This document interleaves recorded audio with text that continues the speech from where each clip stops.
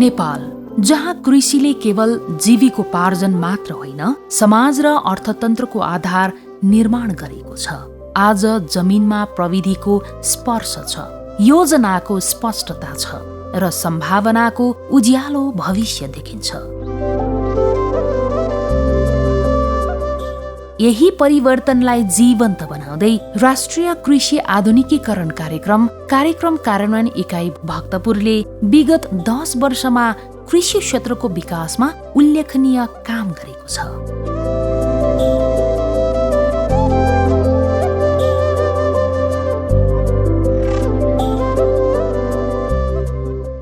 नेपालको कृषि प्रणालीलाई आधुनिक, व्यावसायिक र आत्मनिर्भर बनाउने स्पष्ट उद्देश्यका साथ स्थापना भएको प्रधानमन्त्री कृषि आधुनिकीकरण कार्यक्रम अर्थात् राष्ट्रिय कृषि आधुनिकीकरण कार्यक्रम आज आफ्नो दशक लामो यात्रामा आइपुग्दा परिवर्तनको बलियो आधार स्तम्भ बनेको छ।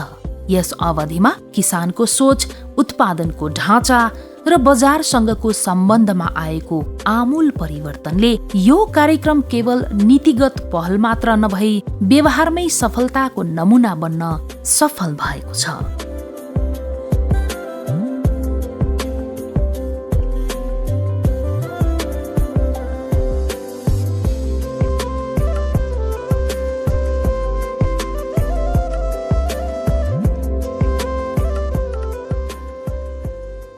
भक्तपुर एकाइबाट देखिएको यो रूपान्तरण केवल 3 जिल्ला भक्तपुर, ललितपुर र काठमाडौँमा मात्र होइन, यो सम्पूर्ण नेपाली कृषिको सम्भावनालाई उजागर गर्ने प्रेरणादायी यात्रा हो, जहाँ परम्परालाई प्रविधिले साथ दिएको छ र मेहनतलाई योजनाले दिशा दिएको छ।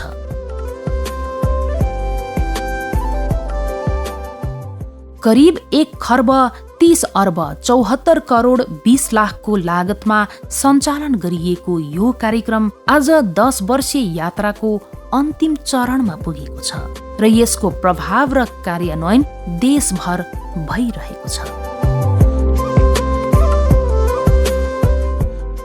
यो कार्यक्रमले देशभर कृषि उत्पादन, उत्पादकत्व, रोजगारी र ग्रामीण अर्थतन्त्रमा सकारात्मक परिवर्तन ल्याउने आधार तयार गरेको छ। पकेट, ब्लक, जोन र सुपर जोन जस्ता संरचना मार्फत अघि बढाइएको यो कार्यक्रमले कृषिलाई उत्पादन केन्द्रित मात्र नभई मूल्य श्रृङ्खलामा आधारित प्रणालीमा रूपान्तरण गरेको छ। नीतिगत सोच र संरचनागत विकाससँगै कार्यक्रमले कृषिमा आधुनिक प्रविधि, सिंचाई, यान्त्रिकरण र बजार व्यवस्थापनलाई प्राथमिकतामा राखेको छ। यसले किसानलाई उत्पादनदेखि बजारसम्म जोड्ने आधार तयार गरिदिएको छ।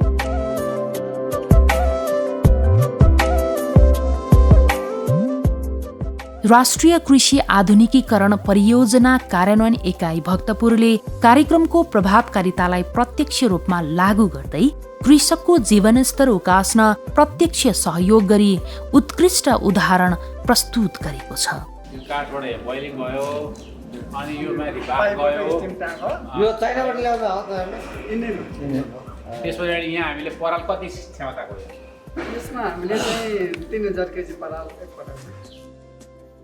काठमाडौँ उपत्यका समेट्ने यो परियोजनाको सफल कार्यान्वयन भइरहेको छ। अहिलेसम्म पाएको सफलताले सबै पक्ष सन्तुष्ट देखिएको छ।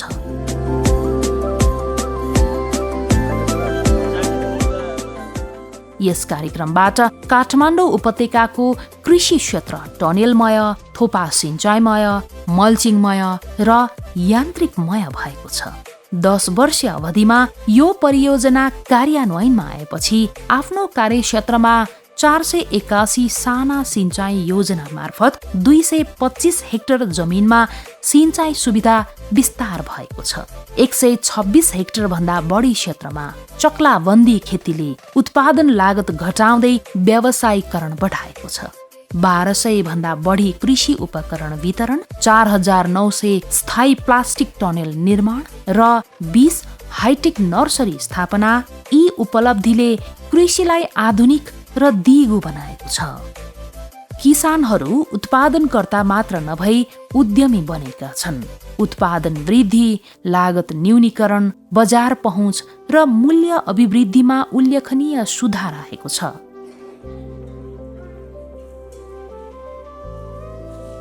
राष्ट्रिय कृषि आधुनिकीकरण कार्यक्रम कार्यान्वयन इकाइ भक्तपुरका प्रमुख चुडामणि भट्टराई अब प्रशोधन, ब्रान्डिङ र बजार व्यवस्थापनसँग जोडिएको पूर्ण आर्थिक चक्रतर्फ अघि बढिरहेको बताउनुहुन्छ। यसरी हामीले विभिन्न किसिमका आलुमा, तरकारीमा, गाई भैँसीमा यस्ता विभिन्न अनुदानका सहयोगका कार्यक्रमहरू सञ्चालन गऱ्यौँ। सँगसँगै हामीले केही क्षमता अभिवृद्धिका तालिम गोष्ठी लगायतका कार्यक्रमहरू सञ्चालन गऱ्यौँ। शिविरहरू जस्ता, भ्याक्सिनेसन प्रोग्रामहरू जस्ता, घाँस प्रवर्धन कार्यक्रमहरू जस्ता गरियो र जसबाट चाहिँ यहाँका विभिन्न बाहिर जिल्लाबाट आउनुभएका किसानहरूको चाहिँ ले उत्पादनमा वृद्धि गर्नुभयो, छुबालीको त्यसको क्षेत्र विस्तार भयो, उहाँहरूको व्यवसायीकरणमा वृद्धि भयो र कतिपय व्यवसायी साथीहरू त बाहिर विदेशबाट चाहिँ फर्किएर आएर यहीँ उहाँहरूले चाहिँ यो रोजगारी सिर्जना गर्न सफल हुनुभयो। यहीँ बस्नको लागि नेपालमै बस्ने उहाँहरूको वातावरण बन्यो, जसका कारणले उहाँहरूको चाहिँ पारिवारिक रूपमा चाहिँ रोजगारी सिर्जनाहरू भयो, आम्दानीहरू बढे, उहाँहरूका चाहिँ जीवन स्तरहरू सुध्रिए। केही साथीहरूले व्यावसायिकता बढ्दै गइसके पछाडि आफ्ना सवारी साधनमा लगानी गर्ने, घरायसी अरू सम्पत्तिहरूमा पनि जोड्ने जस्ता यस्ता विभिन्न किसिममा चाहिँ उहाँहरूको चाहिँ वृद्धि भएको कुराहरू चाहिँ हामीले हेर्न र देख्न पाइन्छ। यो कार्यक्रमले उद्यमशीलता बढाएको छ। कृषकलाई उद्यमी बनाउनका लागि च्याउको बिउ बनाउने, आलुको चिप्स बनाउने, प्राङ्गारिक मल उद्योग लगायतमा सहयोग गरेको छ। 175 वटा उद्यमशीलता कार्यक्रम मार्फत तरकारी, च्याउ र दूध उत्पादनमा उद्यमशीलता प्रवर्धन भएको छ। विगत 1 दशकभन्दा बढी समयदेखि कागेश्वरी मनोहरामा सृजनशील कृषि फार्म सञ्चालन गरिरहेका भूपाल परियार आज 30-40 रोपनी क्षेत्रफलमा व्यावसायिक च्याउ खेती गर्दै आएका छन्। सानो सुरुवातबाट ठूलो उपलब्धिसम्मको उनको यात्रा प्रेरणादायी छ। यो कार्यक्रमले केवल अनुदान दिएको होइन, सोच्ने तरिका नै बदलिदिएको र अहिले अरू युवालाई पनि कृषिमा आकर्षित गरिरहेको बताउँछन्। अहिले चाहिँ म राज्यबाट सामान्यतया मैले स्थानीय सरकार भन्दा पनि यो PPMP-बाट चाहिँ यो टनेल निर्माण, गोठ सुधार अनि बिउ बिजन अनुदान चाहिँ मैले लिएको छु र 15-20 जनालाई रोजगार पनि दिइरहेको छु। आफ्नै देशमा, आफ्नै नेपालमा केही गरौँ, उत्पादन गरौँ, आफ्नो आत्मनिर्भर बनाउँ, यही देशमा युवा पुस्ताहरूलाई काम गरौँ भन्ने हिसाबले चाहिँ सिप सँगसँगै तालिम सँगसँगै दिँदै काम गरिरहेको छु। अहिले चाहिँ आफ्नै देशमा बसेर विदेशमा गएर दुवै कतारमा खाडी मुलुकमा जान पर्ने कन्डिसन छैन। राम्रैसँग गऱ्यो भने जोस् युरोप, अमेरिका, नेपालमै पनि छ। भक्तपुरको दुवाकोटमा 15-16 रोपनी क्षेत्रफलमा प्रधान पशु तथा कृषि फार्म मार्फत पशुपालन र तरकारी खेती गर्दै आएका प्रदीप प्रधानले आफ्नो कृषि यात्रालाई सफल उद्यममा रूपान्तरण गरेका छन्। हामी परम्परागत अभ्यासबाट आधुनिक उद्यमतर्फ आएका छौँ। अहिले नियमित उत्पादन, आम्दानी र रोजगारी सिर्जनाको स्थिर मोडल बनेको उनको भनाइ छ। अहिले ओपन यार्ड रूपमा चाहिँ परिणत गर्ने योजना बनाएको छौँ। त्यसरी गर्दा चाहिँ दुध उत्पादन वृद्धि हुने भएको कारणले चाहिँ ओपन यार्डको कन्सेप्टमा छौँ। साथसाथै हामीले स्रोत केन्द्रको रूपमा चाहिँ स्थापना गर्ने चाहिँ लक्ष्य राखेका छौँ। आफ्नै ठाउँमा बसेर अरूलाई पनि रोजगार दिई आफू पनि स्वरोजगार हुनका लागि राज्यको तर्फबाट राम्रै सहयोग भइराखेको जस्तो लाग्छ। यो परियोजनाले किसानलाई केवल उत्पादनमा सीमित नराखी बजारसँग जोडिएको उद्यमी बनाएको छ। आफ्नो कर्ममा सन्तुष्ट दिन थालेको छ। 10 किलो प्रेसर पठाउने भने यहाँबाट पठाउनु, 5 किलो भने यहाँबाट कुमेर जान्छ। 7-8 वर्षदेखि कृषि पेसामा सक्रिय रिखेश्वर भट्टराईले 45 रोपनी भन्दा बढी क्षेत्रमा बेमौसमी तरकारी खेती गर्दै आएका छन्। नयाँ प्रविधि र संरचनागत सहयोगले बेमौसमी उत्पादनलाई समेत सम्भव बनाएको छ। सफल र एउटा अभिभावकीय भूमिका खेल्नमा राष्ट्रिय कृषि आधुनिकीकरण कार्यक्रमका त्यहाँका चाहिँ प्रमुख चुडामणि भट्टराई, पहिला टिकाराम शर्मा हुनुहुन्थ्यो। उहाँहरूको चाहिँ एउटा उल्लेखनीय भूमिका छ। उहाँ यो चाहिँ किसानलाई साँच्चीकै एउटा चाहिँ अभिभावकीय भूमिका खेलेर यहाँ चाहिँ मेसिन औजारदेखि लिएर प्लास्टिक बाँस टनेल निर्माण कार्यहरूमा चाहिँ धेरै सहयोग पाएका छौँ। यसबाट हामी सन्तुष्ट छौँ।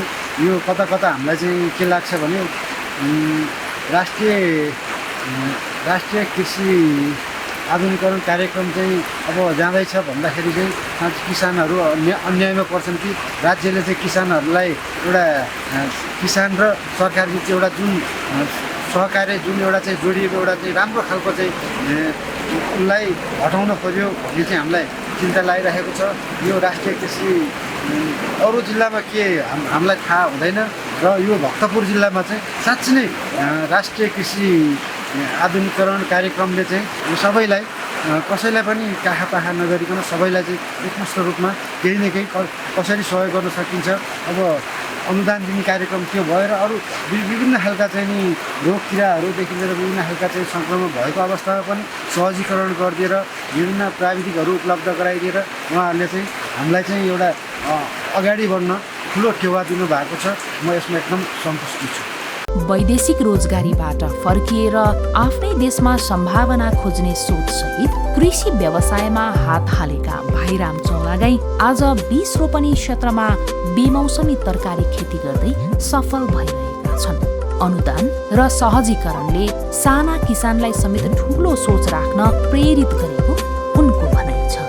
विगत 4 वर्षदेखि हामी यो राष्ट्रिय कृषि आधुनिकीकरण परियोजनासँग जोडिएर चाहिँ हामीले कृषिजन्य सामानहरू प्लास्टिक मल्चिङ ड्रिप यो सामानहरूमा चाहिँ 50% साझेदारीमा र महिला उद्यमशीलता कार्यक्रमहरू पनि पोहोर मलाई परेको थियो। त्यसमा हामीले राम्रो पायौँ, छुट पायौँ, राहत पाएका छौँ। यो कार्यक्रम यही हामीलाई अब यसबाट अरू अपेक्षा भन्दैन, यही कार्यक्रम निरन्तर भइराख्यो र हामीले राहत पायौँ भने पनि खुसी लाग्छ। अब बेमौसमी तरकारीको उत्पादन मूल्य पनि राम्रै छ, त्योबाट पनि हामी सन्तुष्ट छौँ। भक्तपुर नगरकोटकी कुसुम तामाङ विभिन्न मौसम अनुसार आलु खेती गर्दै आत्मनिर्भर बन्दै आएकी छिन्। बिउ, ट्र्याक्टर र पम्पमा पाएको सहयोगले काम गर्ने हौसला बढाएको छ। अब अझ राम्रो काम गर्न सक्छौँ भन्ने आत्मविश्वास आएको उनको भनाइ छ।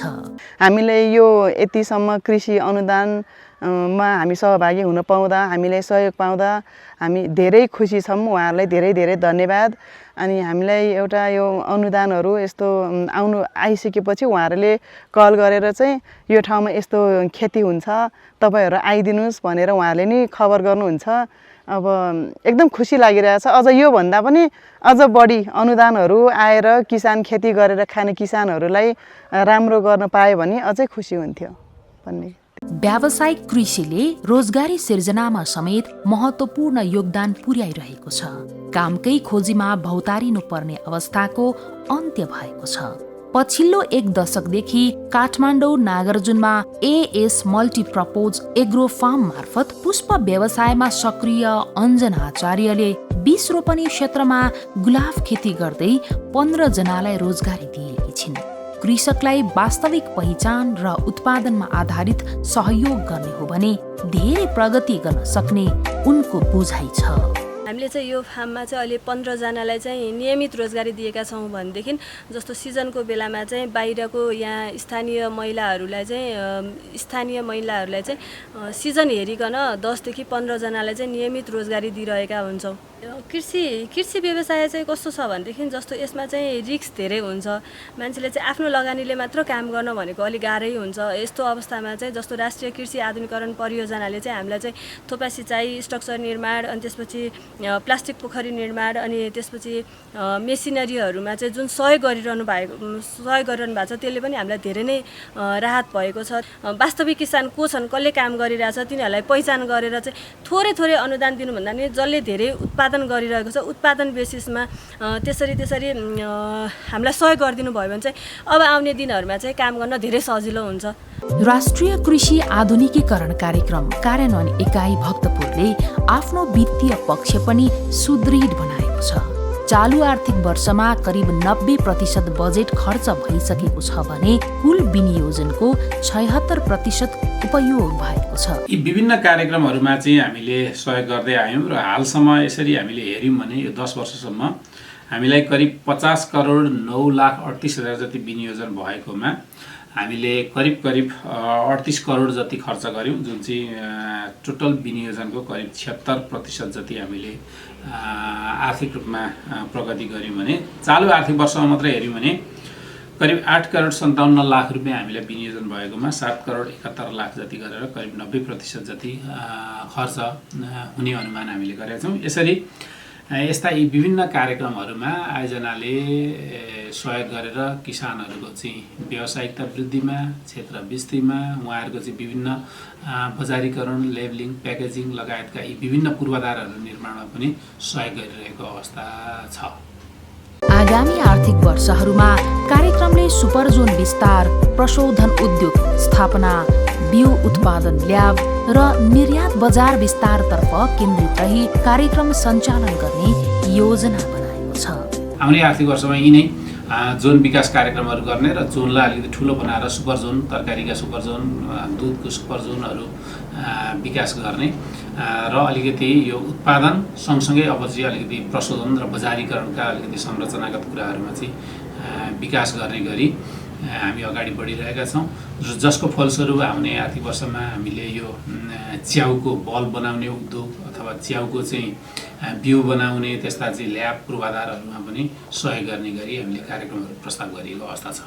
कृषि अब केवल उत्पादनमा सीमित छैन, यो सम्पूर्ण आर्थिक चक्रको मेरुदण्ड बन्ने दिशामा अघि बढिरहेको छ।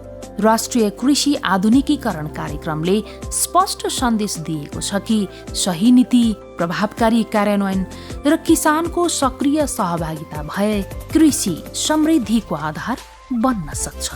बढ्दो आत्मविश्वास, सुधारिएको उत्पादन र विस्तार हुँदै गएको बजार पहुँचले संकेत गर्छ नेपाल कृषि आत्मनिर्भरतातर्फ अघि बढिरहेको छ। आजको आवश्यकता भनेको कृषिलाई केवल जीविकोपार्जनको माध्यम होइन, सम्मानजनक र लाभदायी व्यवसायका रूपमा स्थापित गर्नु हो। युवा पुस्तालाई कृषिमा आकर्षित गर्न प्रविधि मैत्री खेती प्रणाली अपनाउन र लगानी मैत्री वातावरण सिर्जना गर्न अब ढिला गर्नु हुँदैन। कृषि क्षेत्रमा गरिएको सानो लगानीले पनि दीर्घकालीन रूपमा ठूलो प्रतिफल दिन सक्छ भन्ने विश्वास जगाउन जरुरी छ।